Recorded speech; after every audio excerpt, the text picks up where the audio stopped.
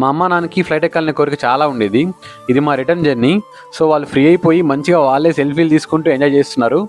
మా డార్జిలింగ్ గ్యాంగ్టాక్ ట్రిప్ అయిపోయిన తర్వాత మేము రిటర్న్ అయిపోయాము. మా మమ్మీ ఎక్స్పీరియన్స్ ఏంటంటే ఏం మారలేదు, అదే భయం.